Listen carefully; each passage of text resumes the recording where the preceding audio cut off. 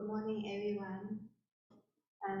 I will be giving the Dharma talk today. Okay, welcome you all to Maba, for those who drive to Maba. For your information, we had a very nice Bodhisattva retreat last weekend. Okay, and our teachers and master gave a very inspiring talks on the Bodhisattva practice. So, and for the past few weeks, the recent weeks, I got some inspiration from our Dharma teachers' talks and master talks. So today, what I would like to share with you is also about the human, in the Bodhisattva practice. So that's why I set the topics of my talk this morning. Let me share it with you. I would like to talk about the human characteristics, in the Buddhist practice. So what are some very unique human characteristics that is only unique as a human beings compared to other beings like the animals, and other realms. So according to the Buddha's teachings, there are three types of human characteristics that are superior only in human beings, okay, compared to others. That is human's memory, ability to remember, and then conscious and perseverance. So I'm going to talk about them in details this morning so that we together able to review and remind ourselves that the potential that we have, so that we are encouraged to continue our practice and not to lose our confidence and faith in the Buddha's teaching. Okay, so first let's look at the first thing. The first is about the memory. Okay, while talking about humans' memory is very, very, strong, not compared to other animals. If you have read to check about the memory retentions of other beings, they are very poor memory beings. For example, bees, they only can retain their memories 2.5 seconds. Okay, and chimpanzee, okay, they looks like human. They're very close to humans, right? And they consider very smart being too. But their memories only can last 20 seconds. So many animals, their memories last short, they don't last long. In comparison to the human's memory, our memory can last very, very, maybe whole life. Okay? For example, you still remember some of the special moments in your childhood, right? And maybe something that happened long, maybe 30, 40 years ago, or 10, 20 years ago, you can easily recall it back, and once you recall it, it's still vividly present in your mind. Okay, how the human's mind work that you can retain this kind of memory, and what are the functions, what are the benefits? So I'm going to talk about this. So it's like this. If you come to Maba and you listen to our talks, we talk about six sense contacts. Okay, we talk about feelings. We talk about how to guard the senses store and so on, and the five aggregates. How it happens? First, when our eye, ear, nose, tongue, body contact to the outside, it immediately leave an impression in the mind. It's just like the photographer, the camera. Once you contact, it's a click, immediately it's impressed in our mind. So that moment, contact might last 0.1 second, but it leaves the image in our mind for long time. Okay, but because of these kind of strong memories that we can capture the image, it's become our memory, and then we learn from it, we think about it, and we recall it, and that is how we learn since we born to this world. Okay, like the kids, they learn. Kids have very good memory, for example. So we remember, and then We try to avoid the mistake, okay? And based on the mistake, we improve the methods, we correct ourselves. That is how humans, learn from generations to generations. And when a big group of humans living in the same regions, they share the same history, same memory, they live the similar lifestyle. This is how they form their culture, they form the civilizations. This is how you can see that how strong the impact of the human's memory, okay? This is also, but memory is not necessarily wholesome or unwholesome.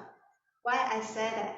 For example, if we are not aware that we cling to the memory or we attach to the memory, or we do not have the chance to train our memories, then whenever the memories that pops up, they will cause us fears, suffering.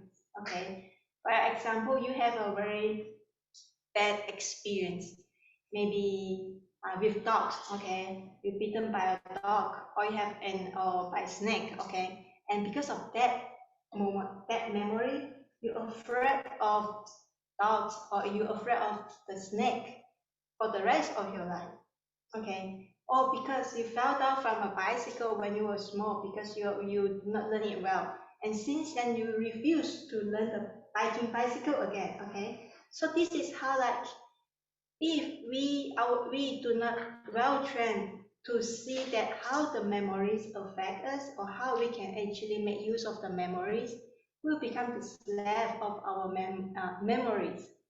This is how we create phobia, okay, create fears, and we do not want to get in touch with the memory again, okay, and we don't know what to do when all these memories keep popping up.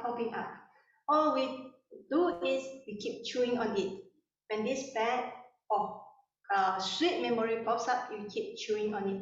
Oh, this is so good. I wish to go back to that place again. I wish to meet with my old friends again if there is a sweet memory. But it's a bitter memory that cause of lots of fears, misery, This is how people, suffer from, sometimes people suffer from the PTSD. You know why? Because of this, the impact of the memory on us. But from the Buddhist viewpoint, ancient memory is a very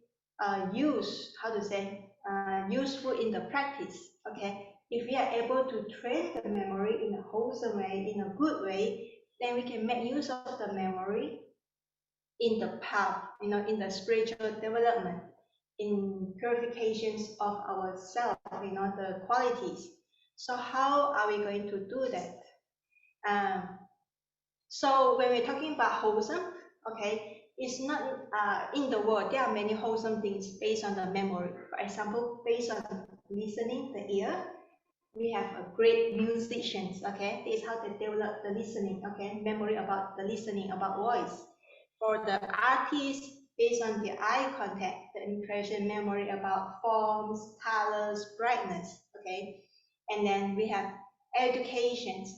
And then slowly, based on all these coincidence or accidents or disputes that happen in the world, we have the laws, regulations, politics, and economics. So all this is based on the shared memories or mental thinking of the humans. But come to Buddhism, when we talk about wholesomeness, it's a different way. It's not necessary towards outside. It's more about starting inside. This is why we say that, when you come to Buddhism, what you need to learn, okay, you learn about the Buddha. Okay, what is the Buddha? The Dharma, and then the Sangha or the assembly, how we practice together that can benefit ourselves and benefit others.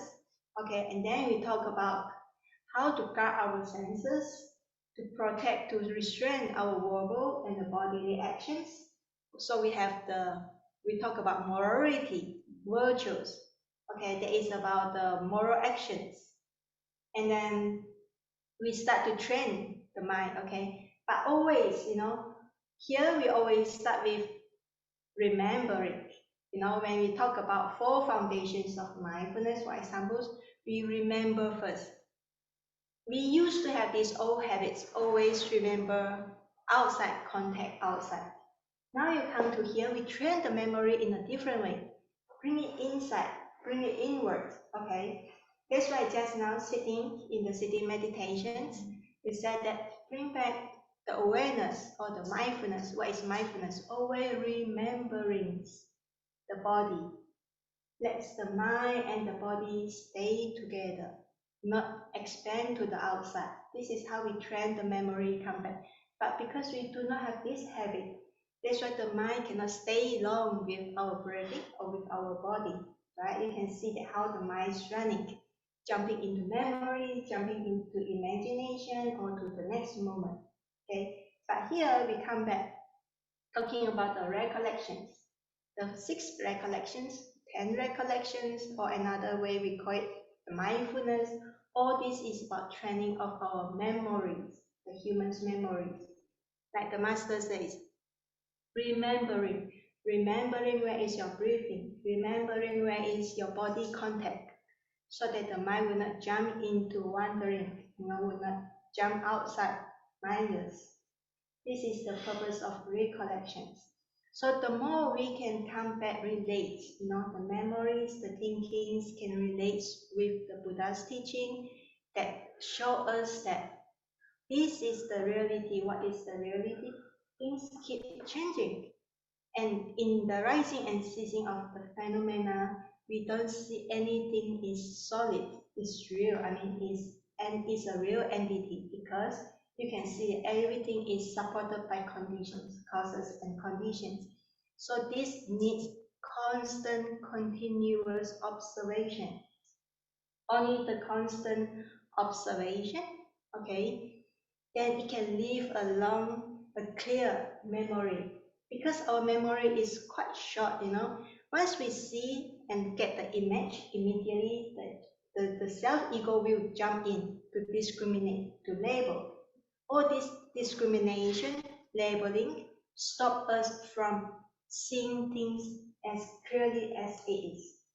So we able to see, observe, but it's short, it's incomplete. Now through the training, through the constant and just on one object, we can see that how actually the whole phenomena actually is keep changing. For example, you sit here, right? Just now observing breathing. Although I did not say anything and you did not say anything, right? But you can see a lot of talking. And all this talking is no self. You did not want it, you might not want it, but it keeps popping up. So you can see that there is a flow of rising, ceasing, rising, and ceasing. This is how we see. Through coming back and observing, remembering, we see a series of non-self phenomena just rising and ceasing. Slowly you were able to accept this. This is who I am. I cannot control it. I cannot control my breathing. I cannot control my body, right? So this is how we slowly able to accept it. This is also how, through this training, recollections, we are able to observe the reality. So, and because of the able to sustain our recollections, the rememberings, this is how we truly relate with the law of the nature. Okay, the longer we can observe, the deeper we can see into the essence. This is how we slowly develop the insight that is different from what we used to, what we used to react to outside. Maybe in the past, you used to react because out of your emotion, out of your feeling, okay, or the so-called impulse. But that is always mixed with what? The selfish feeling, selfish emotion, or the personal viewpoint. But now we are able to just purely observe it. And this is how the wisdom develops slowly based on what we can remember. So this is how, through training our recollections, the ability to recall, to remember, slowly we're able to purifying our ignorance. The ignorance is rooted in the self-attachment. Okay, it doesn't mean that when we talk about ignorance in Buddhism, doesn't mean that you do not know anything. You are stupid. Not that means. Like that is not the meaning here. Ignorance means we do not able to perceive, to really see through the law of the nature that is itself keep changing, is impermanent, and nothing we can attach to it. If we refuse to accept this, the truth, you say, no, I can control it. Okay, I want it to be like this. Then it causes suffering. Try it. You say if you have to control, then you breathe in for 3 minutes and breathe out for another 3 minutes if you can do it. If the body listens to it or not. Okay, that is very easy testing. So because of through the practice inside, observing inside, we finally able to slowly see that, how ignorance our is, and over times we are able to practice and then perfect our wisdom. Okay, this is what the Buddha called perfections in wisdom. This takes long time, okay, but start from the daily practice. So the supreme perfections in the wisdom is attained by the Buddha. We call that the Sama Sambuddha. That is the supreme perfect enlightenment that the Buddhas attain. Based on what? Based on he as a human had the potential, have the ability to remember and then to think and observe deeply. That is the first characteristics. Second, let's talk about conscious. Okay, I would like to take an example. In your life, you might have encountered many the so-called random kindness. Random kindness, sometimes you help people on the street, or sometimes you are being helped by the people on the street. Okay, for example, you left something and people pick up for you, or you cannot catch up. Okay, or this something, and maybe you have the experience like seeing people very poor and cold in the winter. Then you just simply pass a cup of hot coffee, for example. Okay, and then at that moment there is a connection between you and the stranger. It's not necessarily have to be you know the person. Okay, but this kind of kindness is out of what? Out of, it's not because I have expectation, it's not because I know the person, it's just something that inner core telling me, oh, need to reach out, to help, to support each other. This kind of little kind actions, we in the Buddhist viewpoint, we call that the mind is somehow encoded back to the law of dependent arising, the law of connectedness. We are able to connect with others, not necessarily because of I want to have some gains, or to gain some profit from others. We do not have any expectation, the kindness without expectation. So talking about conscious is the mind, has the instinct. There's an instinct or the moral sense about right or wrong. This kind of instinct, reactions, drive us to do something or to reflect. Oh, this is not right. I better don't do it. For example, when the anger arises, you shout it to people and later on regret, oh, this is not good. There are two ways. First, people remind you saying that, oh, this is not good. We do not like it. You hurt us. Okay. So after we listen and then we reflect, yes, this is not good. Okay, I do not want to do it. I can feel it. Anger, desire the same. Desire, okay, a very simple one. Oh, this is delicious. I want to eat. Okay, I like to eat. Okay, but nobody stop you. But after a while, you just eat too much, and then afterwards regrets. Oh, next time I'm not going to do this because it caused me stomachache, because it caused me headache, caused me my body not feeling well, for example. So there is a sense of right or wrong, proper or improper. Okay, this one is up to ourselves. There are another way we call it shame. Shame is because we have this sense of moral sense towards other people in a community. Okay, so in a community, when we live together, there is a basic rules or norms that we have to follow. Sometimes we, because of the emotion exploded. Okay, and then afterwards, oh, I feel so sorry. I need to say sorry. I need to apologize. Okay, so the conscious, this kind of moral sense, help us to decide what is I need to restrain my actions. Okay, so that I do not cause discomfort to other people so that I would not cause problem to other people. Okay, these are the basic instinct that we have. And I want to take Buddha as an example because Buddha is like the person who has the very sharp conscience. Do you remember Prince Siddhartha before he enlightened? In his time, just the first time he saw the sick people, the dead people, okay, the old people, immediately, this kind of experience call up, inspire him to think about what he can do to save others from the suffering. That kind of simple experience really touched his conscious that he need to do something. Okay, that's why he left everything and then go to search for the truth. How strong is his mind and how sensitive is his mind is. How about us compared to us? How many times in our life do we have this kind of really sharp awakening that, oh, I need to change. I have not done good enough, so I need to change myself. It's not because of the stress from other people, nobody force you. It is about the inner calling. How many times you have these inner callings and, oh, I have enough entertainment. I have been lazy for enough time. Now I need to back to diligence. I need to really come back and practice.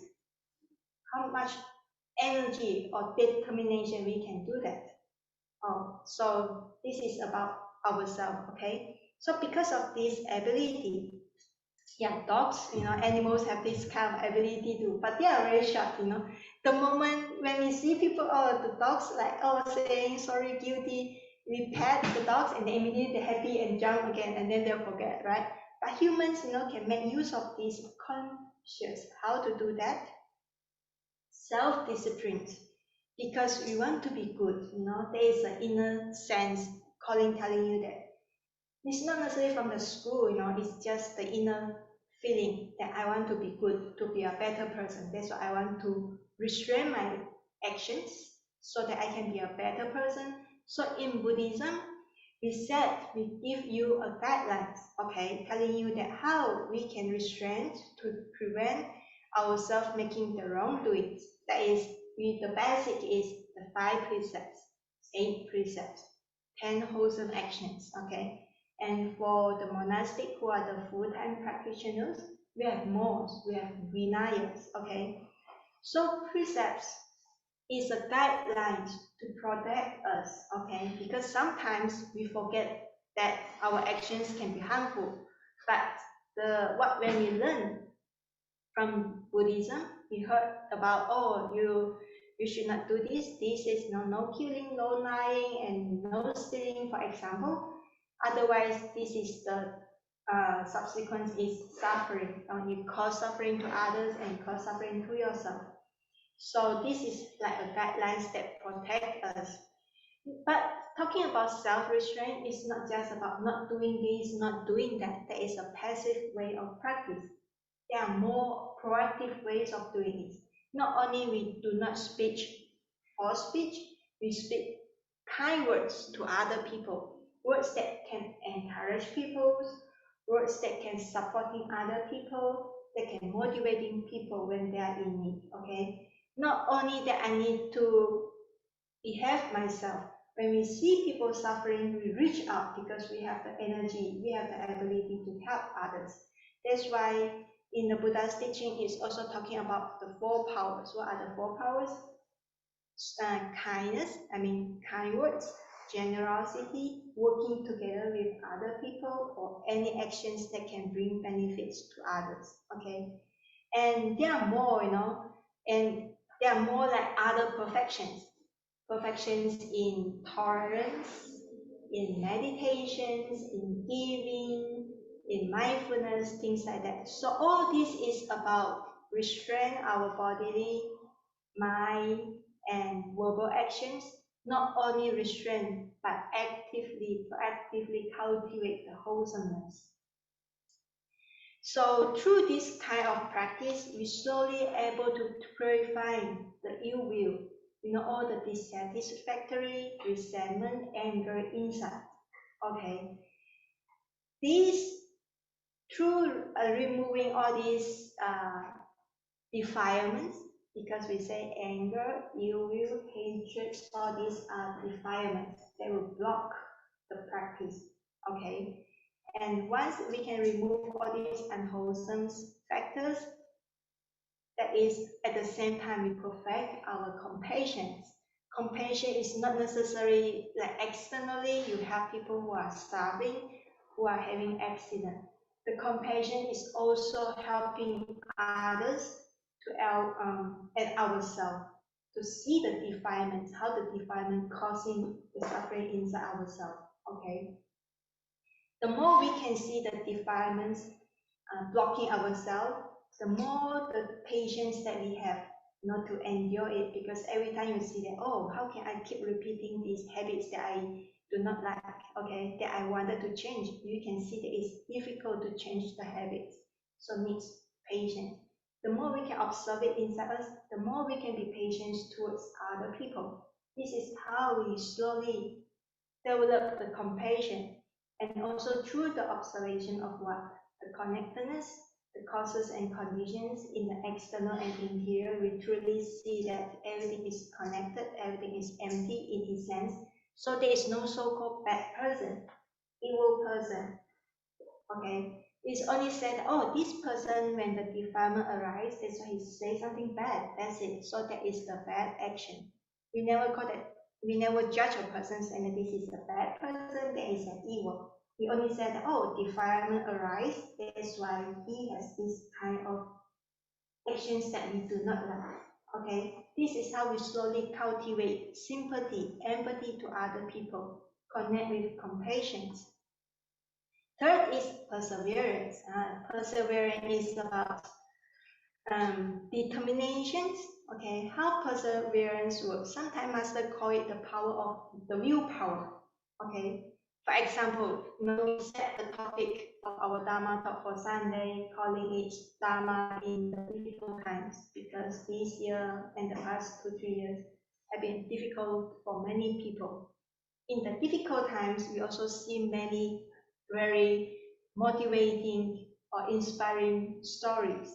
People, how they put hardship, to persevere the hardship, in obtaining something. Once they set the goal, no matter how difficult it is, I work for it. Okay, like you can see the great perseverance in sports, in adventures, like people can climb up to the mountain, or in fighting cancer, in fighting health problems, never give up. Because if that is the goal, we set the goal, we are determined and focused on it. Okay. But come back to the to the Buddhist teaching, perseverance is not just about pursuing a goal outside the world, in the society. You work hard to earn how much money, you set a goal, you want to earn few thousands a month or few millions a month, okay, and then you work hard for it. We are not talking about that. We are talking about overcoming our defilements. This also needs a lot of perseverance. Do you see that? We have a very stubborn thinking, for example, very stubborn actions, okay, and then very stubborn or strong habits, old habits that keep stopping you. How can we do that? Through training, okay? And you also need, in order to accept that we have this kind of defilements, it takes lots of courage to face our own defilements. The moment the anger arises, we run away. We do not want to face it. What we want to do is to expose it or channel it through outside, and then let the anger dismiss. Okay? How many times we're able to really see and face it? Oh, this is my greed. This is the desire attachment growing inside. Now I see it, and now I want to face it and how to subdue it. How many times we're able to do that? No, we run away. And then we point fingers to outside, saying that this is your mistake. Because of you, I am suffering. Because of you, I'm in the trouble. But how much time we really determine and see that? Where is the defilement growing inside us? Okay.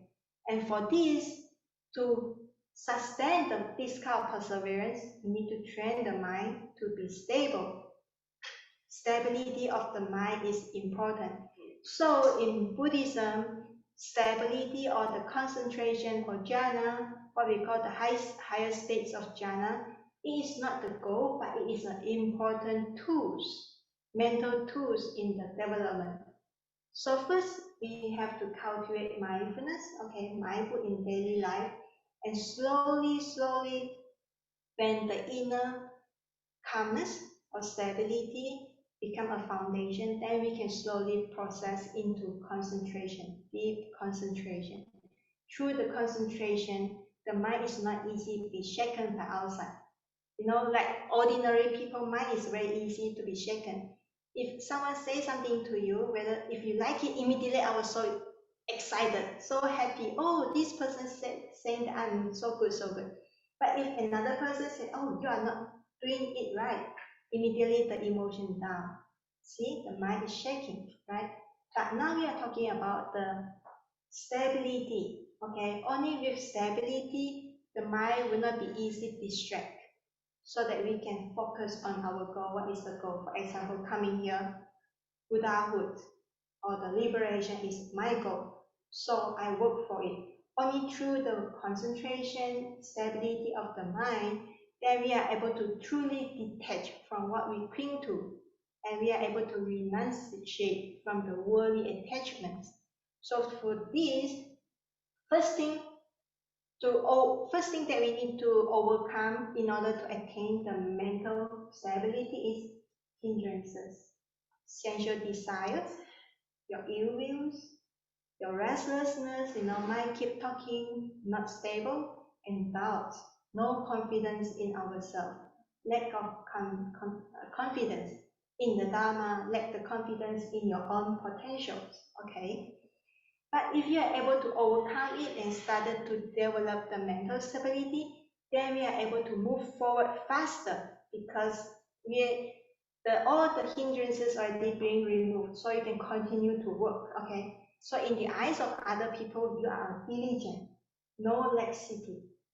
This is what the Buddha, how the Buddha is endowed with the quality of what perfections in diligence.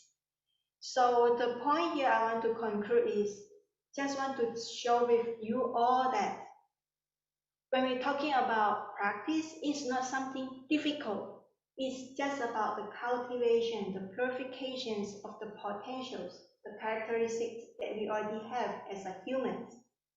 You can go back and check, reflect on it. You have a good memory, your brain is not damaged, okay? You have certain kind of willpower, that's why you come here and you are able to sit here, okay? And you want to reflect and see what you want to do, okay? What you can do to be a better person, that is the conscious. This is also at the end, when all these characteristics or virtue is perfected, that is the Buddha. That's it. It's from human to Buddha, as simple as that, okay? So this is what I want to touch on for the Bodhisattva path, because only in Maba we do not have much chance to talk about the Bodhisattva practice on Sunday. So for the advanced old members, when they take the refuge and when they want to take the Bodhisattva vows, then they have the chance to join our Bodhisattva retreat. But I also hope that for those who do not have the chance to join our Bodhisattva retreat, you still have some chance, to listen to this, the teachings that relates to the Bodhisattva path, and then you can go back and contemplate on it, practice on it, and then come back to advance your practice. So that is what I want to share with you this morning. I hope this will give you an encouragement and also a reminder to myself. Okay, and I would like to conclude my talk today with the 4 great vows. Okay, it's said like this: countless ascension beings, we vow to liberate them. Endless of vexations, we vow to eradicate them. Measureless are the Dharma, we vow to learn them. Supreme is the Buddha way, we vow to attain it. So remember, the Buddha is the goal. We start from the potentials in the humans as a human being. Okay. Thank you very much for your attention.